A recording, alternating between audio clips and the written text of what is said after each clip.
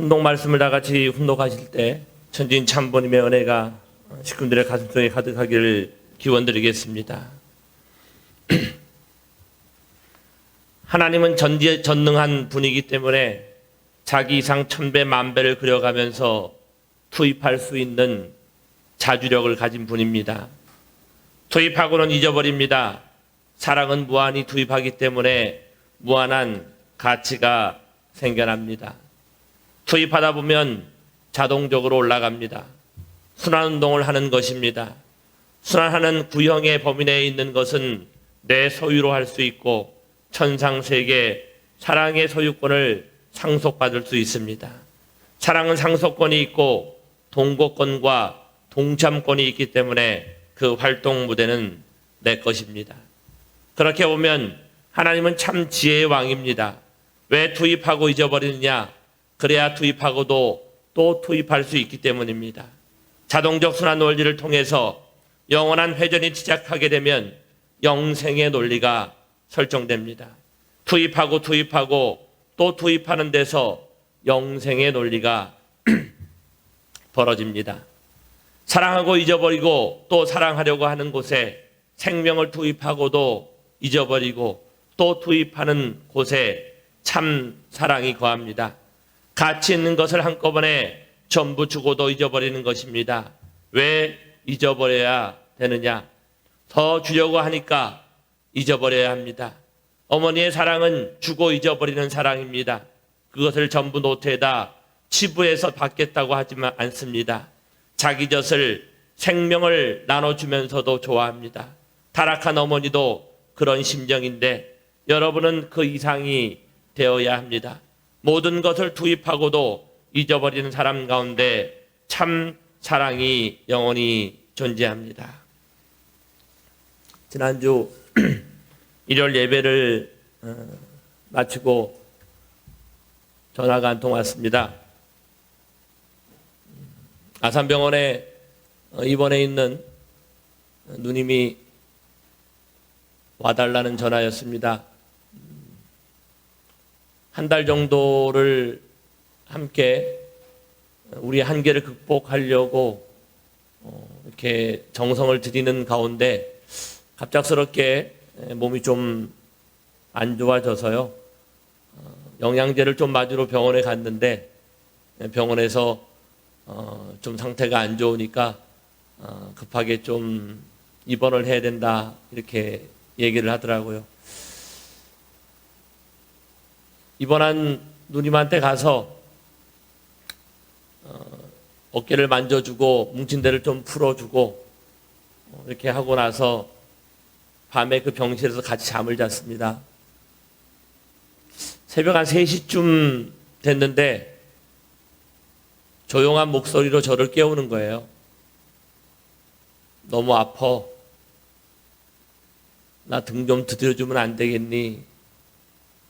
누나의 음성에 벌떡 일어나서 한번 기침을 하면 10분, 20분을 계속해서 밤마다 기침을 하는 환자를 바라보면서 내가 무엇을 할 수 있을까를 고민했습니다.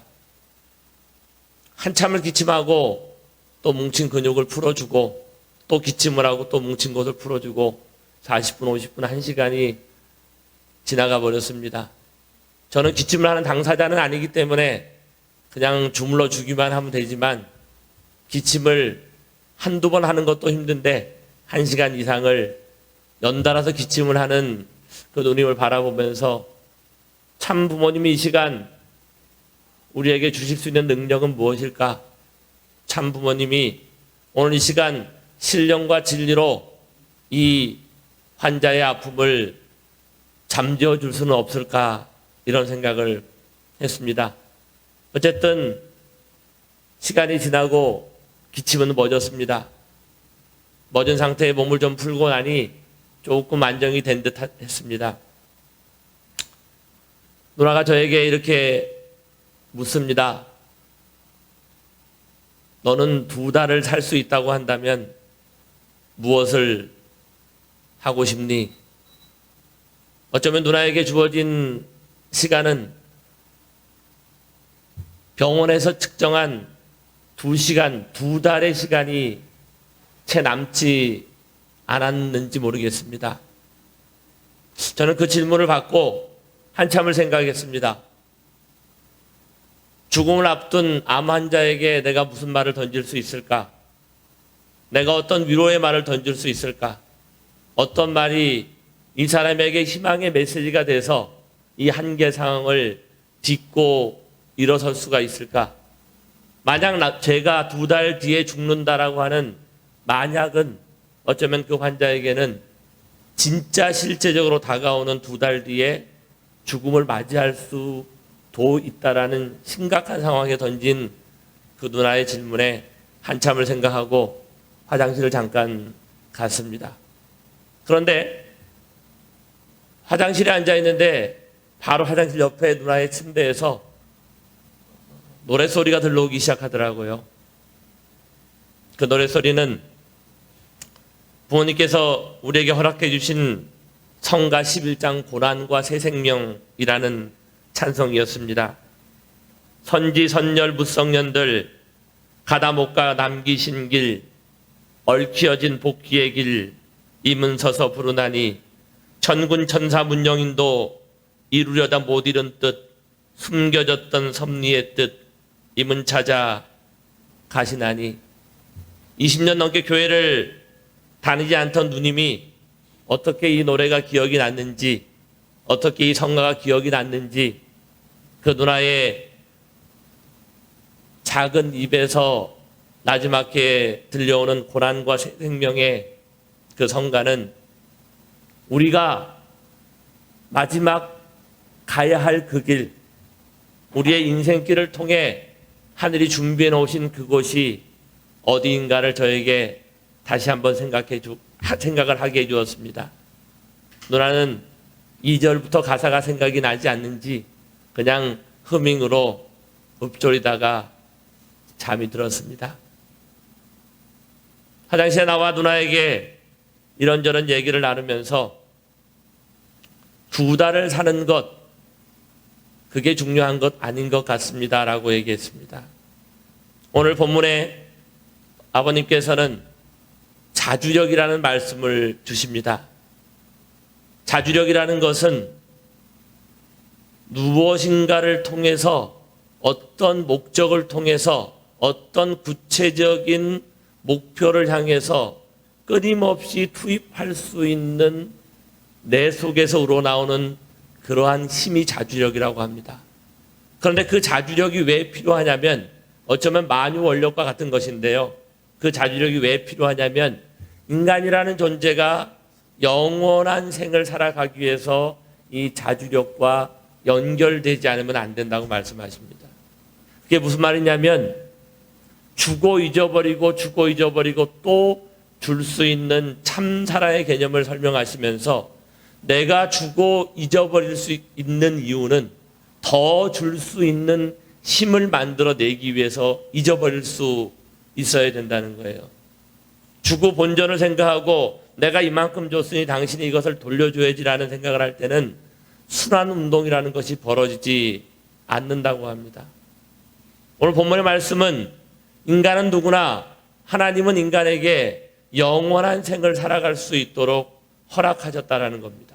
그런데 오늘 이 코로나와 더불어서 대단히 우리에게 심각한 문제로 다가왔던 어떤 한 종교는 그 영생이라는 것을 육신을 쓰고 사는 영생이라는 부분으로 잘못 해석하고 있기 때문에 오류를 발생하기도 하지만 인간이라는 존재는 3단계의 삶을 통해 영원한 생을 살아가도록 하늘은 창조해 놓았습니다.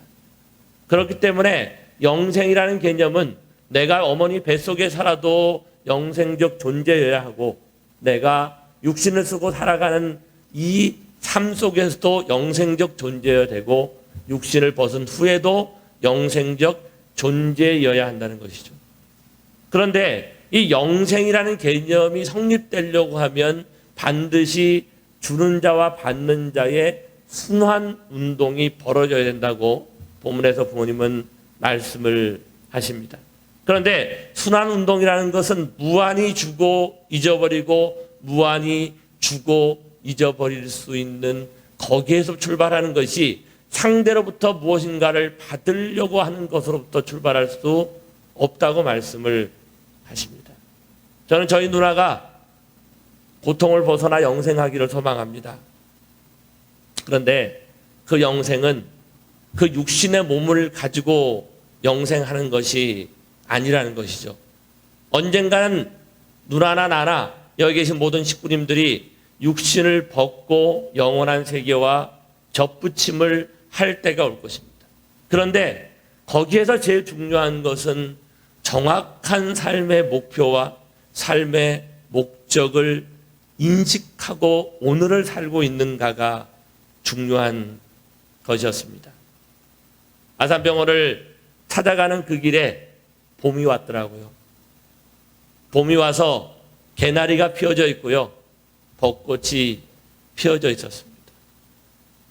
더 이상 항암제를 쓸 수 있는 것이 없는 한계치에 부딪힌 누나에게 저는 그렇게 얘기를 했어요. 오늘을 기쁘게 살았으면 좋겠습니다. 오늘 하늘이 주시는 생기를 맛보았으면 좋겠습니다.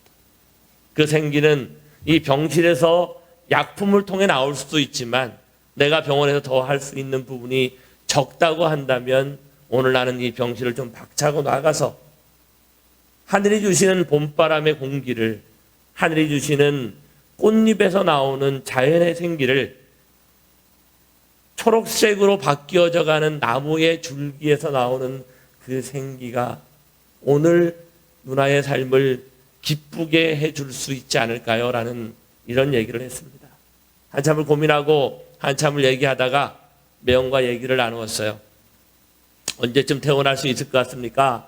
이렇게 얘기하니까 글쎄요 라고 얘기하더라고요. 그러면서 문득 이런 얘기를 합니다. 수학 선생을 하고 있는데요. 학생들에게 수학을 가르쳐 보면요. 학생들은 늘 다짐을 한다고 합니다. 어떤 한 학생이 있었는데 수능 성적이 아니라 수학 성적이 항상 3등급이 나온답니다. 1등급이 제일 좋은 거이지 않습니까? 근데 그 친구는 그 수학 선생님한테 와가지고 뭐라고 하냐면 다음번에는 내가 공부를 정말 열심히 해서 꼭 1등급을 받겠습니다. 선생님 이렇게 얘기를 하더라는 거예요. 그런데 그 매형인 수학 선생님은 그 친구의 얘기를 들으면서 너는 1등급을 맞을 수가 없어. 이렇게 마음속에 얘기했답니다. 아니 열심히 해가지고 1등급을 맞겠다는 친구에게 왜 그 단연간 학생들을 많이 보아왔던 그 수학 선생님은 1등급을 맞을 수 없어 라고 얘기했을까요?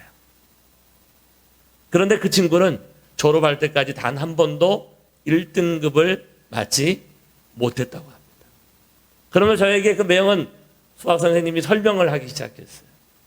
1등급을 맞으려면요, 절대적인 기준이 필요합니다.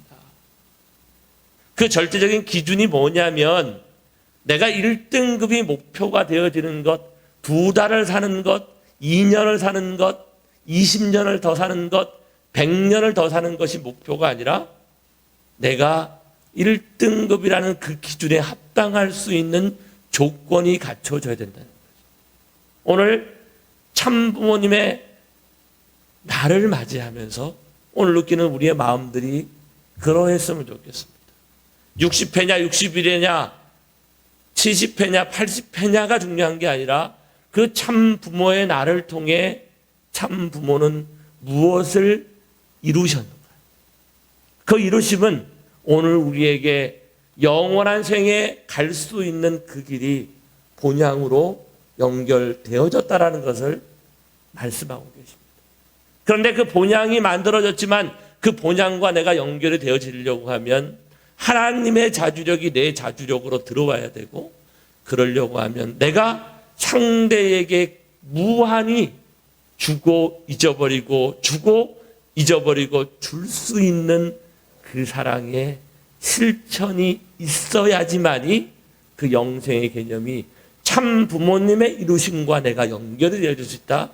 이 말씀을 오늘 우리에게 주고 계십니다.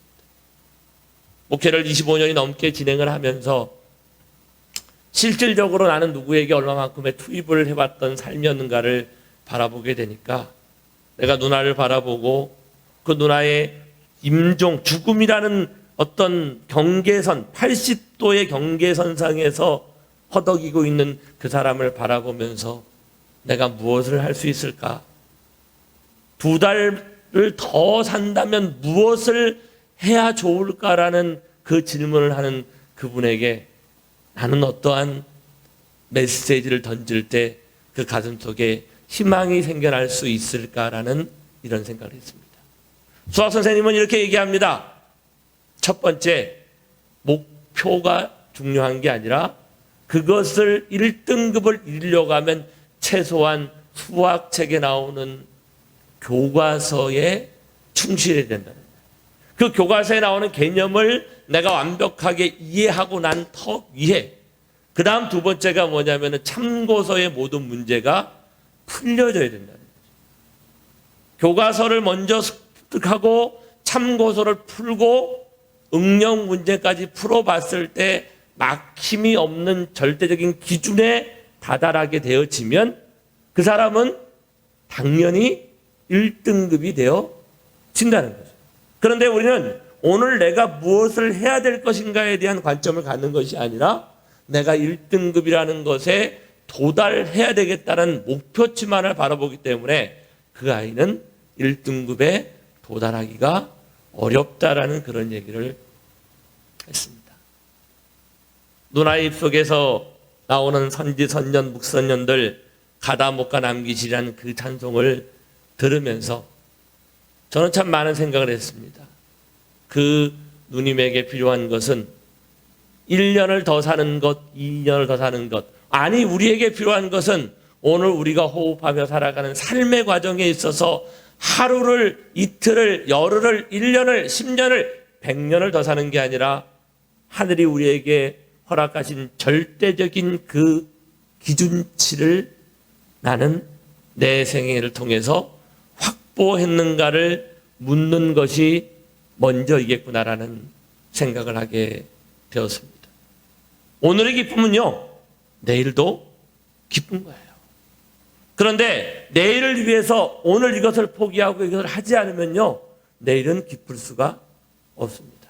우리는 지난 3주를 통해 가지고 불안과 분노라는 것이 어디로부터 오는가에 대한 부분들을 함께 공부해 봤습니다. 오늘은 네 번째로서 자기 평가와 자존 감정이라는 부분들을 통해 가지고 오늘 우리가 하나님의 자녀로서, 하늘 부모님의 자녀로서 절대적 그 기준에 도달하기 위해서 어떠한 것이 필요한가?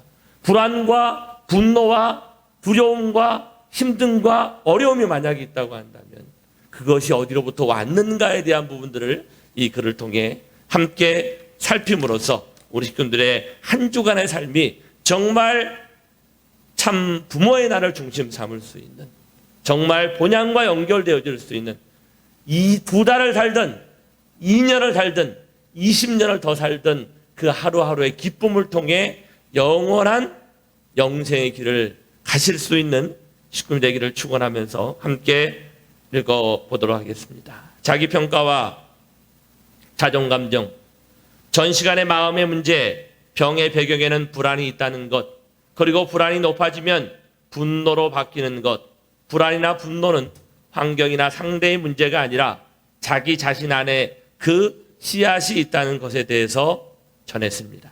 이번에는 우리들 안에 있는 불안이 어디에서 왔는지에 대해서 이야기하고자 합니다. 저희들이 불안하게 될 때는 어떤 때입니까? 그것은 부정적인 환경 가운데 있거나 부정적인 메시지를 받거나 했을 때에 불안이 높아집니다. 부정적인 환경이란 그 사람에게 있어서 마이너스의 환경, 예를 들면 가족 관계가 나빠지거나 병에 걸리거나 학교의 성적이 떨어지거나 일이 잘 되지 않거나 돈이 없어지거나 혹은 사고나 범죄에 말려 들어가 전쟁이 일어나는 등 가까운 곳에서부터 사회 전체가 불안정하게 되는 것까지 다양합니다. 또한 부정적인 메시지란 뭐 하는 거 있는 거야? 그런 일을 하면 안 되지. 몇 번이나 똑같은 실패를 하고 이제 신경 쓰지 말아줘. 옆에 오지 마 등 누가 자기에게 화를 내거나 자기의 행위나 인격이 부정받는 내용의 메시지입니다. 이러한 부정적인 환경이나 메시지 안에 있으면 사람은 누구라도 불안을 느끼며 불안이 높아집니다. 반대로 긍정적인 환경이나 메시지 안에 있으면 불안이 작아져서 안심하고 생활을 할 수 있게 됩니다.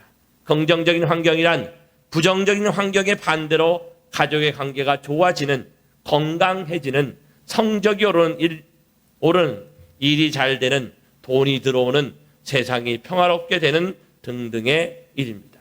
또 긍정적인 메시지라고 하는 것은 대단하네, 하면 될 수 있군요, 지금까지 하던 대로 하면 괜찮아요, 당신 덕분입니다, 좋은 사람이시네요, 함께 있으면 즐거워요 등 행위나 인격을 평가할 수 있는 메시지입니다. 이러한 긍정적인 환경이나 메시지 안에 있으면 온화한 마음이 되어서 안심할 수 있게 됩니다. 그럼 왜 부정적인 환경이나 메시지는 불안을 높이는 것입니까? 부정적인 환경이나 메시지는 그 사람의 자기평가를 깎아내립니다. 자기평가라는 것은 무엇인가 하면 나는 능력이 있다라거나 넘을 수 있다라거나 하면 할 수 있다라는 감정입니다. 부정적인 환경이나 메시지를 받으면 나에게는 안 되는 것 아닌가라거나 자기에게는 어울리지 않는 것이 아닌가라는 생각이 강해져 버립니다. 그 때문에 어떠한 상황에 대해서 개선할 수 있다고 하는 기대를 가지지 못하게 되어 불안이 높아지게 되는 것입니다. 반대로 긍정적인 환경이나 메시지는 자기평가를 높이는 기능이 있습니다. 구체적으로는 나는 할 수 있다라든가 나도 오케이 등의 감정을 가질 수 있게 됩니다. 많은 사람들은 부정적인 환경이나 메시지와 만나면 자기평가가 내려가 불안이 증대하고 긍정적인 환경이나 메시지를 만나면 자기평가가 올라가서 불안은 경감됩니다. 그런데 일부의 사람들은 부정적인 환경이나 메시지와 만나도 자기평가가 내려가지 않습니다. 그뿐만 아니라 부정적인 환경 속에서도 좋아, 여기가 힘을 발휘할 수 있는 기회라고 하는 것처럼 곤란한 환경도 극복하고 훌륭하게 문제를 해결하는 사람도 있습니다. 또 한편으로는 긍정적인 환경이나 메시지와 만나도 자기 평가가 오르지 않는 사람도 있습니다. 사람으로부터 칭찬을 받아도 아니요, 나는 그렇게 훌륭하지 않습니다라고 비하하거나 어떤 일이 잘 진행되어도 내가 잘한 것이 아니고 우연히 운이 좋았던 것뿐이다라고 생각해 버립니다. 겸허한 것도 중요합니다만 비하하는 것은 좋지 않습니다. 이러한 사람들은 사물에 좋지 않은 면만을 바라보는 경향이 있어서 언제나 불안을 느끼고 있습니다. 마음의 문제나 병을 품기 쉬운 사람들은 이러한 긍정적인 환경이나 메시지에 의해서도 자기 평가가 오르지 않고 언제나 불안을 느끼고 있는 사람들입니다. 부정적인 환경이나 메시지에 의해서도 자기 평가가 내려가지 않는 사람이 있는 한편 긍정적인 환경이나 메시지를 만나도 자기 평가가 올라가지 않는 사람이 있는데 이 차이는 어디에서 오는 것일까요? 그것은 자기 평가의 배후에 담겨져 있는 자존 감정의 차이가 있기 때문입니다. 자존 감정이라는 것은 문자 그대로 자기 자신을 존중하는 감정입니다. 능력이나 무엇이 매력이 있어서 자신에게 가치가 있다는 것도 아니고 아무것도 할 수 없어도 무엇을 했다고 해도 나는 거기에 존재하고 있어서 좋다고 할 확신을 가질 수 있는 감정을 말입니다. 즉 있는 그대로의 자신을 받아들이는 감정입니다. 자기평가는 주위의 상황에 의해 변화됩니다. 예를 들면 나는 공부를 할 수 있지만 운동은 서투르다라는 것처럼 말입니다. 이 경우 학교에서 국어나 수학 시간은 자기평가는 오르지만 체육 시간은 자기평가가 내려갑니다. 그러나 자존감정은 주위의 상황에 영향을 받지 않습니다. 자존감정이 낮은 사람은 자신이 있는 국어나 영어의 시간이라도 만약에 모르는 것이 있으면 쉽게 자기평가를 내려버리고 기분이 나빠짐을 느껴버립니다. 하물며 체육 시간은 거기에 있는 것만으로도 고통이 되어버릴지도 모릅니다. 한편 자존감정이 높은 사람은 주위의 평가에 관계없이 국어 시간이나 수학 시간을 즐기고 체육 시간도 설터질만 나름대로 모두와 즐겁게 보낼 것입니다. 즉 자존감정은 그때의 상황이나 평가라고 하는 외부로부터 오는 요인에 의해서 정해지는 것이 아니라 자기 존재의 확신으로서 자기 자신을 안쪽에서부터 지탱하게 하는 것이 바로 자존감정입니다. 이러한 자존감정은 다른 사람에 대한 감정에도 영향을 줍니다. 자존감정이 높은 사람은 자신을 있는 그대로 받아들일 것뿐만 아니라 다른 사람도 있는 그대로 받아들일 수 있습니다. 상대가 공부를 잘하든지 못하든지 운동을 능숙해 하지 않아도 용모가 좋아도 나빠도 있는 그대로를 받아들일 수 있습니다. 그러나 자존감정이 낮은 사람은 자기 자신을 있는 그대로 받아들일 수 없을 뿐만 아니라 다른 사람을 있는 그대로 받아들이는 것을 어려워합니다. 왜냐하면 자존감정이 낮은 사람은 다른 사람과의 상대의 관계 안에서 자신을 유지하기 때문입니다. 사람과 비교해 자신의 좋은 면을 찾아내 자기 평가를 유지합니다. 나는 성적이 좋으니까라거나 나는 운동을 잘하기 때문에라고 말하는 것처럼 말입니다. 그것 때문에 다른 사람에 대해서도 그 사람은 성적이 좋다라거나 그 사람은 운동을 잘한다라고 하는 것처럼 상대의 비교 안에서 다른 사람을 평가합니다. 그럼 자존감정은 어떻게 해서 형성이 되는 것일까요? 자존감정이 높은 사람과 낮은 사람의 차이는 어디에서부터 오는 것입니까? 자존감정은 어린 시절의 환경이나 부모로부터 메시지에 의해서 형성됩니다. 어린 시절에 부모로부터 애정을 충분히 받고 안정된 환경 속에 자라면 자존감정이 높아집니다. 반대로 어린 시절에 부모로부터 애정을 충분히 받을 수 없었거나 혹은 부모님의 이혼 등 그 아이에게 있어 부정적인 환경이나 메시지가 있으면 자존감정이 낮아집니다. 어린 시절에 부모로부터 적절한 양육을 받을 수 없었던 상황에서 자란 사람들은 어른이 되고 나서도 인간관계에 여러 가지 곤란을 겪는 일이 많다는 것이 밝혀지고 있습니다. 기능이 불완전한 가족에서 자라서 이러한 곤란을 안고 있는 사람들을 어른 아이라고 어덜트 칠튼이라고 부르는데요. 이 어른 아이의 특징을 몇 가지 살펴보면 다음과 같은 특징이 있다고 합니다. 자신의 판단을 가질 수가 없고요.